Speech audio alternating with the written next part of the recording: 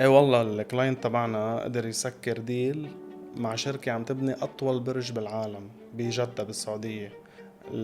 كيف وصل لهالمحل؟ هلا الكلاينت هو يعني منه قليل، أول شي عنده خبرة أكثر من 20 سنة، شاغل منيح، شاغل بيج بروجكتس مع أسماء كبيرة.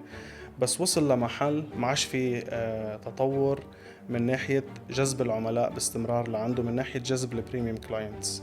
يعني يشتغل شهر مع فيري بيج كلاينت، شهرين ثلاثة يقعد مثلا عم يشتغل قصص هيك حراتيق مثل ما بيقولوا. فاللي نحن عملناه انه اول شي درسنا هو بشو بيتميز، شو نقاط قوته.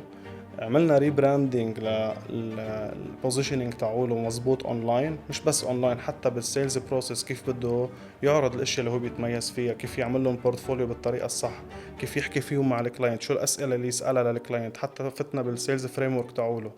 عملنا كل هيدي الاشياء على مدة 45 يوم، كنا عم نمشي معه خطوة خطوة. حطينا هدف وماركتينج بلان وسيلز فريم ورك وسيلز بروسيس وعملنا كل شيء. بعد 4-5 أشهر من تطبيق هالاشياء، طبعا الموضوع مش سهل ابدا، وصل لمحل من خلال معارفه قدر يطحش ويكب كوتيشن. ولانه شافوه هالقد مميز بطريقه البوزيشننج تاعوله، شافوه انه هو الخيار الافضل نو ماتر وات. بين انه عن جد هو ذا اونلي تشويس بالماركت اللي ممكن يكون الاصح ليعطيهم ذا بيست كواليتي، اللي هو فعلا هيك. بس عرف يفرجي هالشي بطريقه كتير صح ومميزه بالكونتنت، بالبراندنج تاعوله، وبالسيلز بروسس.